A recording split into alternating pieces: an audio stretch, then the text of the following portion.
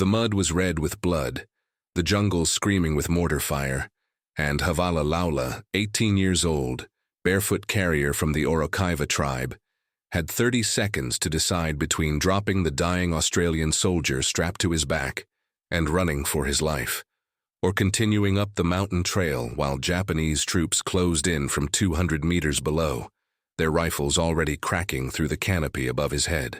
The man on the stretcher weighed 80 kilograms, plus another 20 kilograms of medical supplies tied to Havala's shoulders, and the Kokoda Track ahead climbed at a 45-degree angle through mud so thick it swallowed his feet to the ankles with every step.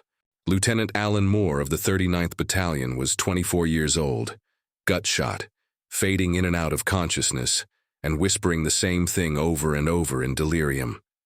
"Don't let me die here, please God. Don't let me die in this green hell."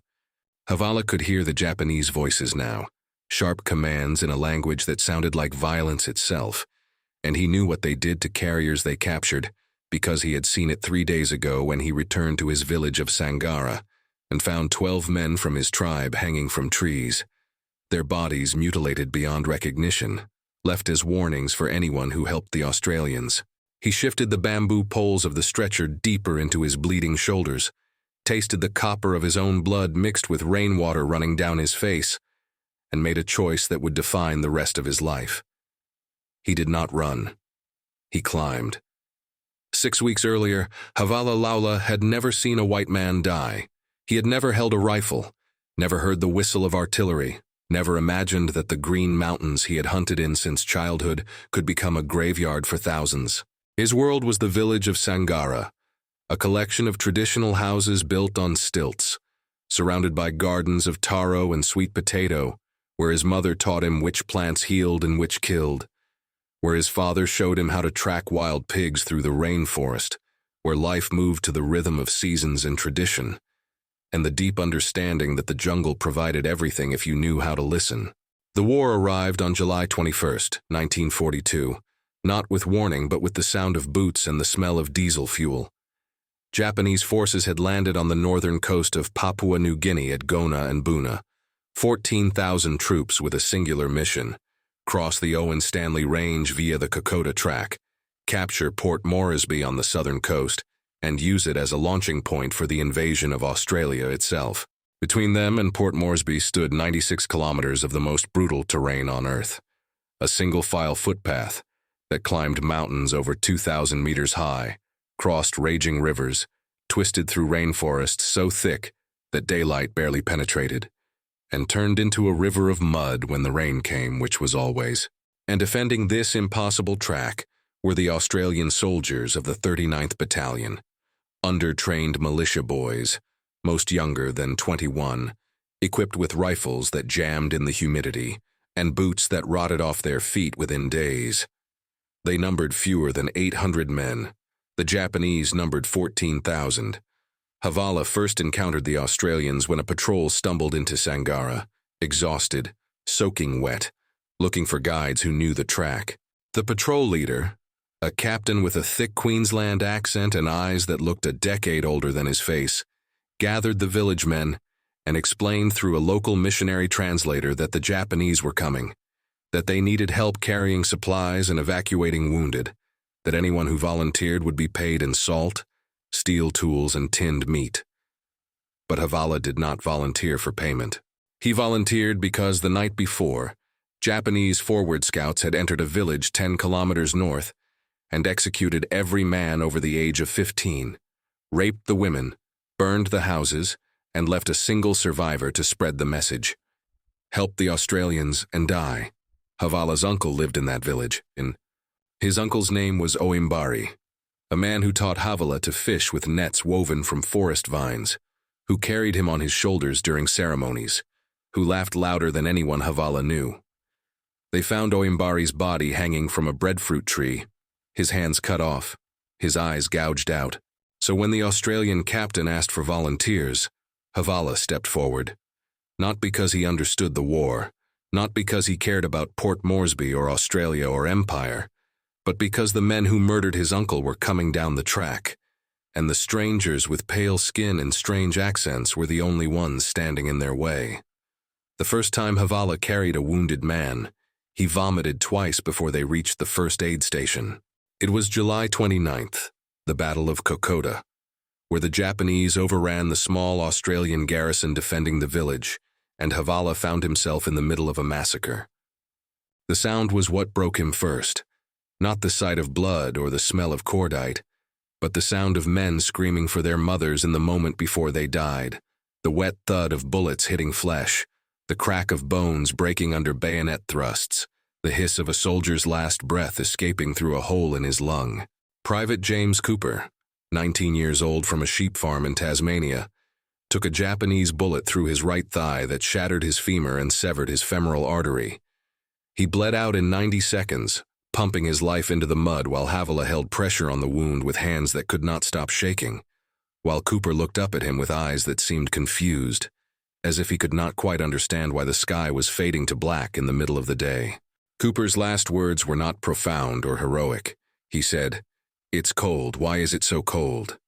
And then he was gone, and Havala realized that dying in the jungle was not dramatic or noble. It was just cold and wet and lonely and wrong. But then came Sergeant William Harrison, 32 years old, shot through the shoulder and the stomach, bile leaking from his abdominal wound, barely conscious but still breathing, and an Australian medic grabbed Havala's arm and said, "We can save this one, but only if we get him to Port Moresby, and that's 4 days through the mountains, and I need you to carry him because every soldier here has to stay and fight. Do you understand?" Havala did not understand English well, but he understood the look in the medic's eyes, the desperation, the plea, the knowledge that without carriers, every wounded man left behind was a dead man.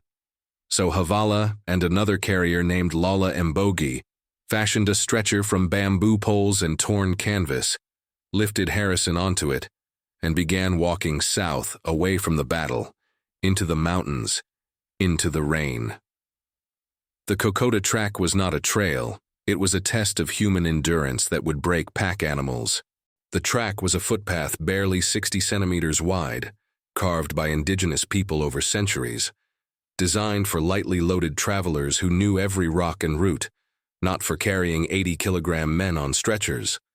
The climbs were so steep that Havala had to lean forward until his face nearly touched the mud, his legs burning, his lungs screaming, every muscle fiber tearing under the weight. Then came the descents, equally steep, where one slip meant tumbling hundreds of meters down the mountainside. Stretcher and patient and carrier tangled together in a fatal fall. And the rain. The rain fell with such violence that it felt like the sky had declared war on the earth itself. Waterfalls appeared out of nowhere, turning the track into a river. The mud became ankle-deep, then knee-deep, sucking at Havala's feet with every step, trying to pull him down, trying to drown him in the mountain itself. His feet bled from cuts and thorns and endless friction. His shoulders developed wounds where the bamboo poles dug into flesh, raw craters that never healed because the poles returned every day to the same spot, grinding deeper. But Sergeant Harrison lived. 4 days and 96 kilometers later, Havala carried him into the field hospital at Port Moresby, handed him to the doctors, and watched them rush the sergeant into surgery. Harrison survived, was evacuated to Australia, recovered, returned to his family in Melbourne. Havala never learned his name, never knew if the man lived or died, but for the first time since his uncle was murdered, Havala felt something other than rage and grief. He felt purpose. He walked back up the track and volunteered to carry again. By mid-August, the situation was desperate. The Japanese had pushed the Australians back along the entire length of the Kokoda Track, capturing village after village, driving the defenders south toward Port Moresby. Australian casualties were catastrophic, not just from combat but from disease. Malaria infected 90% of the soldiers, turning strong men into shivering skeletons. Dysentery hollowed them out from the inside, dehydration and starvation finishing what the bullets missed. Tropical ulcers ate through flesh down to the bone, infections turning minor cuts into gangrenous nightmares. And every wounded or sick man who could not walk had to be carried, because leaving them behind meant death. The Japanese took no prisoners on the Kokoda Track. Wounded Australians left behind were found days later, tortured, mutilated, executed. So the carriers carried, even when logic said it was impossible, even when the weight crushed them, even when Japanese patrols hunted them through the jungle. Havala became part of a network of approximately 2,000 Papua New Guinean carriers that historians would later call the Fuzzy Wuzzy Angels, named by the Australians for their hair, which grew in tight curls that the soldiers thought looked like halos in the jungle light. They were not soldiers, held no rank, received no official training, carried no weapons. Most were teenagers or men in their early 20s, volunteering from villages along the track. Some were motivated by payment, others by loyalty to the Australians who had treated them with respect, many by rage against the Japanese who had destroyed their homes. They carried everything that kept the Australian army alive. Ammunition boxes weighing 30 kilograms, mortar shells, radio equipment, food supplies, medical supplies, 44-gallon drums of fuel, 2 men per drum staggering under the weight. But most importantly, they carried the wounded, sometimes 4 men to a stretcher when the track was too narrow for more, sometimes just 2 men when there were not enough carriers, sometimes 1 man dragging another when there was no other choice. Havala kept a count in his head, a mental tally that haunted him. 43 men carried, 37 delivered alive. 6 died on the track, in his arms or on the stretcher behind him, their bodies buried in shallow graves beside the trail because there was no time and no way to carry the dead when the living needed saving. He remembered every face, every name when he knew it, every last word. Private Thomas Edwards, who died whispering about a girl named Mary he was supposed to marry in October.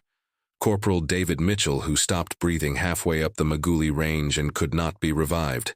Lieutenant Robert Hayes, who developed sepsis from an abdominal wound and spent his last hours in delirium, calling for his mother, crying like a child, dying hard.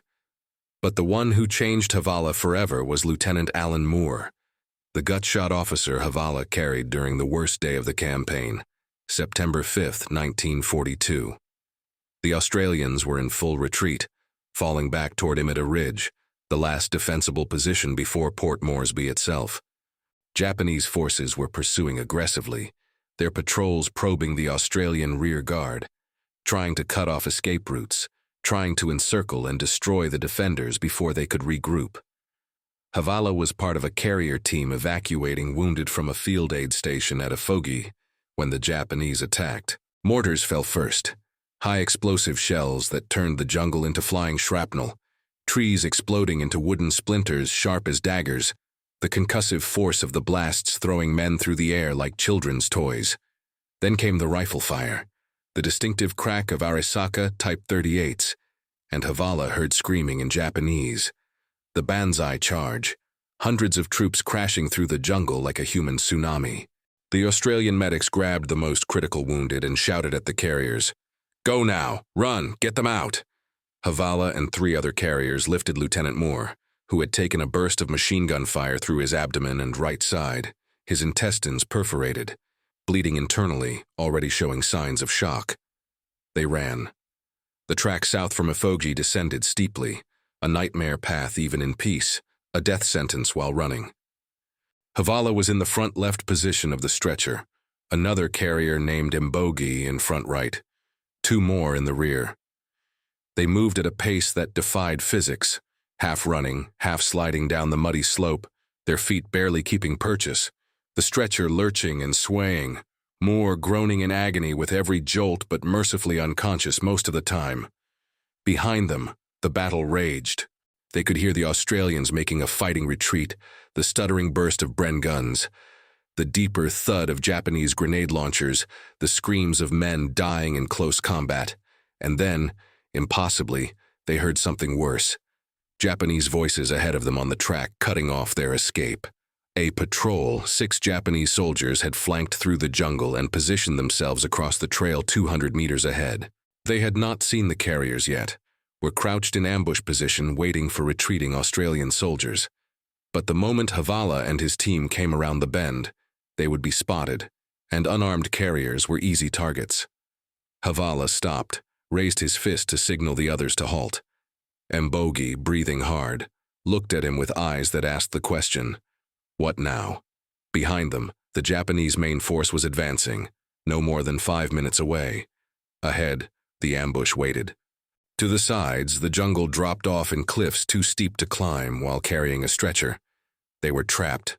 Havala looked down at Lieutenant Moore, who had chosen this moment to regain consciousness, his eyes fluttering open, focusing on Havala's face with an expression of confusion and pain. Moore whispered, "Where are we?" And Havala, whose English was limited, replied with the one phrase he had learned from the soldiers. "You safe, boss. You safe." But Moore was not safe, and Havala knew it. The logical choice, the choice that would save Havala and the other 3 carriers, was to leave Moore beside the track, hidden in the jungle, and run light and fast past the ambush or around it. 1 wounded Australian versus 4 lives, the mathematics were clear. The other carriers looked at Havala, waiting for the decision, and Havala could see in their faces that they were thinking the same thing, that survival was more important than nobility. But Havala remembered his uncle Oimbari hanging from a tree. He remembered Private Cooper bleeding out in the mud at Kokoda, eyes confused, cold. He remembered Sergeant Harrison, who lived because Havala carried him. He thought about the 43 men he had carried, the 37 who reached Port Moresby alive because someone refused to leave them behind. And he thought about who he wanted to be when this war was over. What kind of man could look at himself in still water and not feel shame? He signaled to the others, "We carry. We go off track, through the jungle, around the ambush." Mbogi looked at him like he was insane, because the jungle off the track was a vertical wall of roots and vines and mud, impassable even without a stretcher, impossible with 100 kilograms of wounded man and equipment. But Havala was already moving, lifting his poles, turning 90 degrees off the trail, stepping into the green wall. What followed was not heroism. It was suffering. They could not carry the stretcher through the dense vegetation, so they had to drag it 1 meter at a time, lifting over fallen logs, lowering down muddy slopes, pushing through thorn bushes that shredded their skin, wading through swamps where leeches attached to their legs in dozens, draining their blood. Moore screamed when his wounds caught on branches, then fell silent, unconscious from the pain, which was a mercy. Havala's shoulders were not just bleeding now. They were torn open, raw meat exposed, every movement of the poles against the wounds sending lightning bolts of agony through his nervous system. His feet were cut in so many places he could not count, blood mixing with mud inside the thick calluses. His lungs burned from exertion and lack of air in the humid jungle, but he did not stop, and neither did the other carriers, because to stop was to die, and they had already chosen life. Behind them, they heard the ambush spring as Australian soldiers came down the track, the sudden explosion of gunfire, the screams, the chaos. The ambush was fully engaged, which meant the Japanese were not looking into the jungle, not hunting for carriers. Havala used the covering noise to push harder, faster, dragging Moore through a hell that had no name. 2 hours later, they emerged back onto the Kokoda Track 3 kilometers south of the ambush point. All 4 carriers bleeding, exhausted, shaking from adrenaline crash. Moore was still alive, still breathing, his pulse weak but present. They had lost half their medical supplies, torn away by the jungle, but they had the man, and that was what mattered. They carried him for 3 more days, down the mountains through the rain, past Imita Ridge where the Australian line finally held, all the way to Port Moresby and the hospital.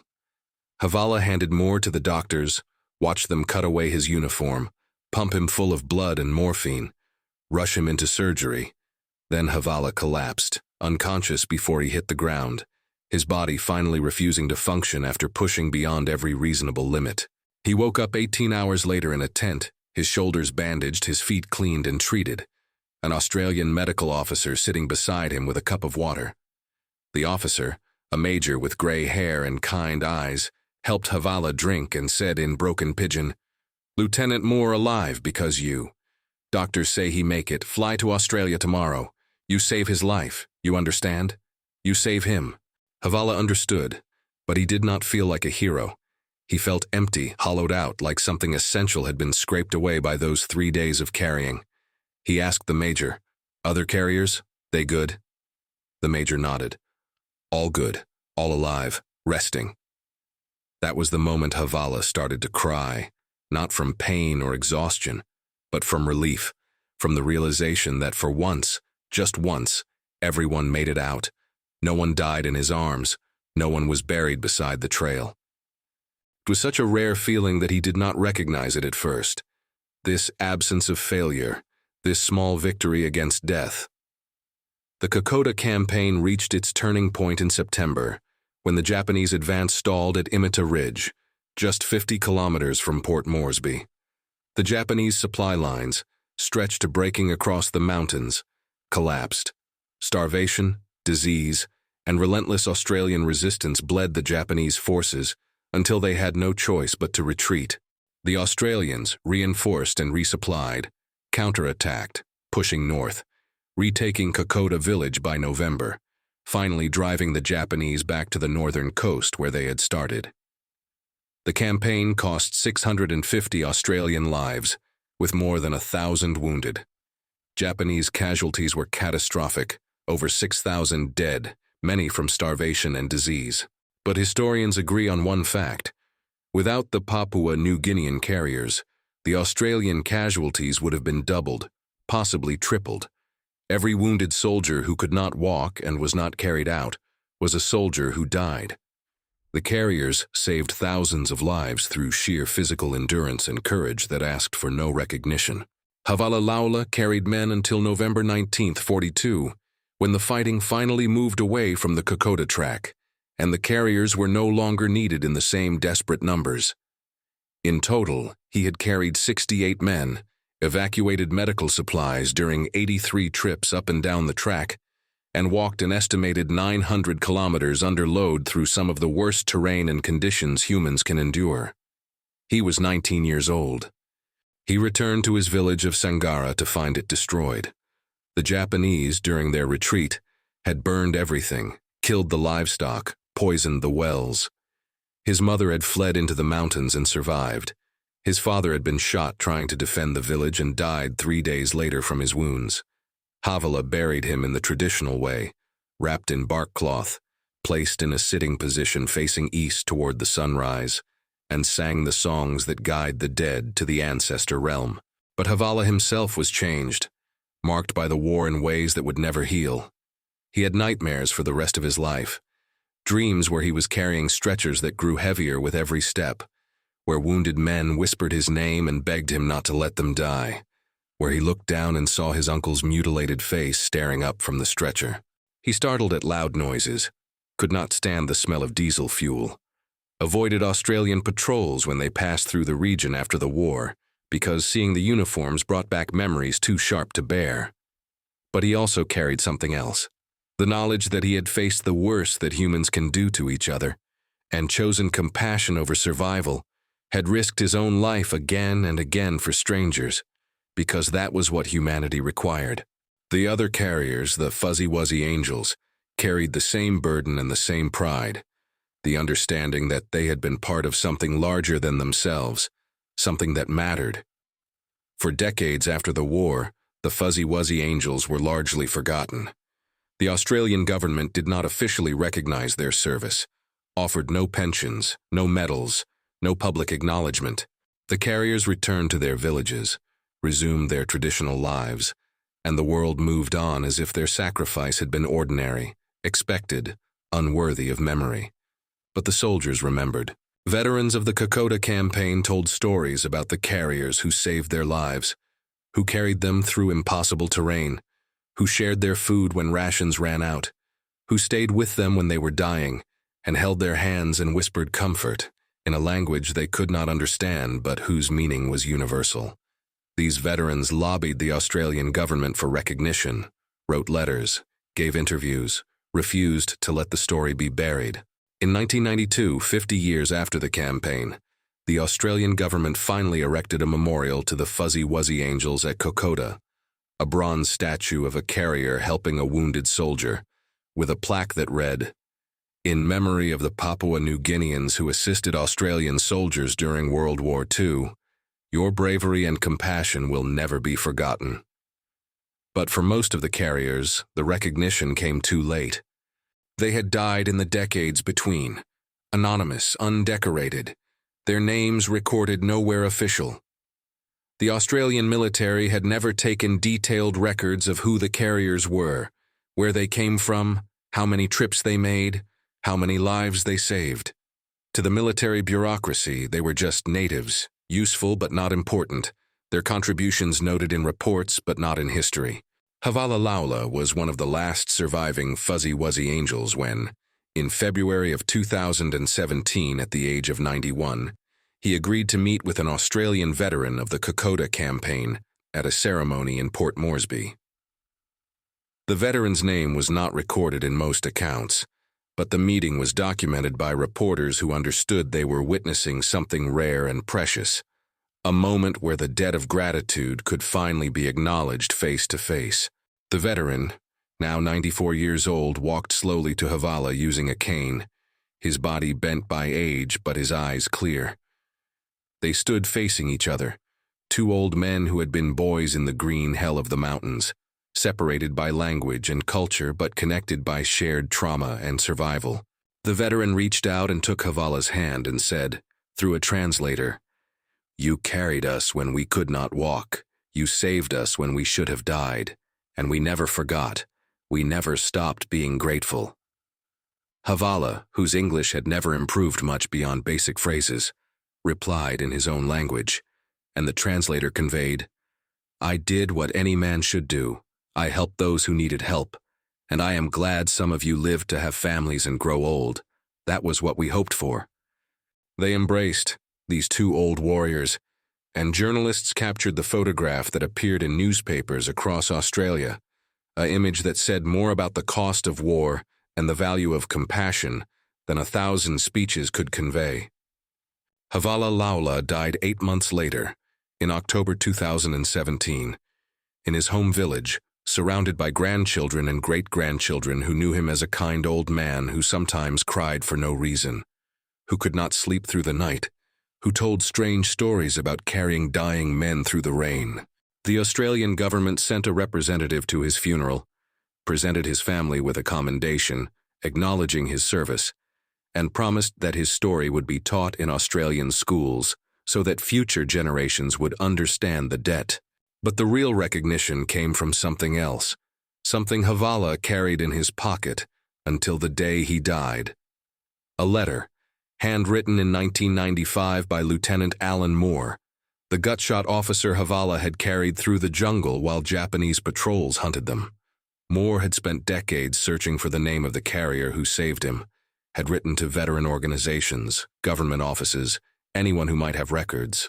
Finally, through a network of Papua New Guinean contacts, the letter reached Havala. It said, in careful block letters that Havala had read so many times the paper was nearly transparent. "I do not know if this letter will find you or if you are still alive, but I need you to know that I lived. I married, had 3 children, became a teacher, saw my grandchildren born, had 73 years of life that should have ended in the mud on the Kokoda Track. Every single one of those years I have thought about you. The barefoot young man who carried me when I was dead weight, who risked his life for mine when you owed me nothing. I do not have the words to thank you properly, but I want you to know. You mattered. What you did mattered. And I made sure my children and grandchildren know your name and understand that without the courage of strangers, I would not exist, and neither would they. You gave me my life, and I have tried to live it in a way worthy of that gift. With eternal gratitude, Alan Moore." The Fuzzy Wuzzy Angels saved thousands of Australian soldiers during World War II through acts of courage that wore no uniform and carried no weapons. They were not professional soldiers, not trained medics, not heroes from central casting. They were young men, often teenagers from indigenous tribes, who faced an impossible choice between safety and compassion, and chose compassion, again and again, until their bodies broke and their spirits were marked forever by what they witnessed and what they endured.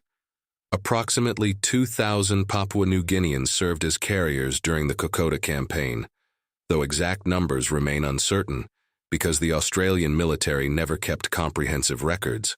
They carried an estimated 120,000 kilograms of supplies, evacuated thousands of wounded soldiers, and operated under fire, in terrible weather, across terrain that broke men and machines, for payment that amounted to a few shillings a week, and recognition that would not come for 50 years.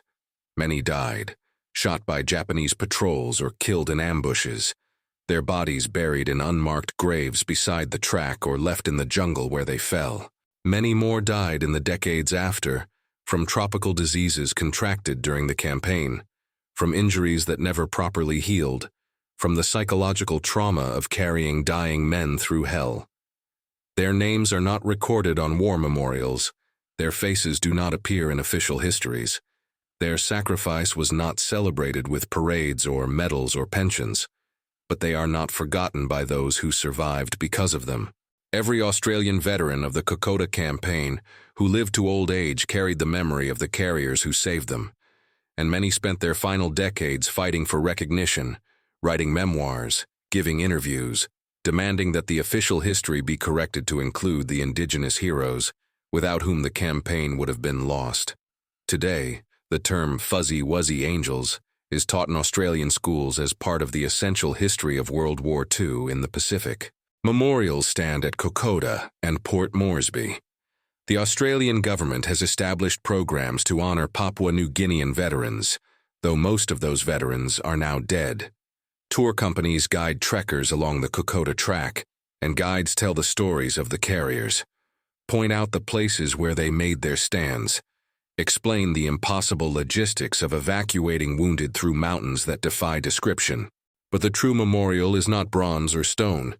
It is the generations of Australians who exist because their grandfathers were carried to safety by barefoot teenagers who asked for nothing and received even less. It is the understanding that heroism is not always dramatic or cinematic.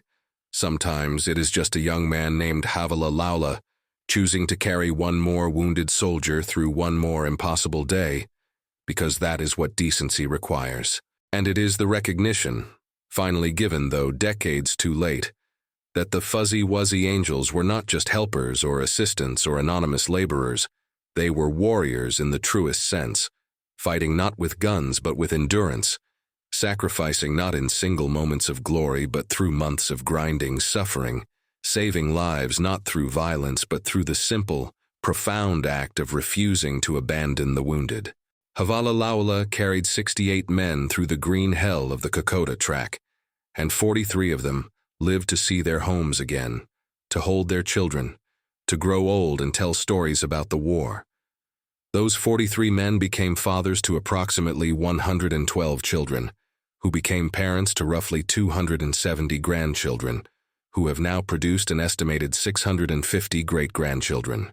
One young man, one choice to carry instead of run, one refusal to value his own life above a stranger's, has created a family tree with hundreds of branches, generations of human beings who exist because compassion was stronger than fear.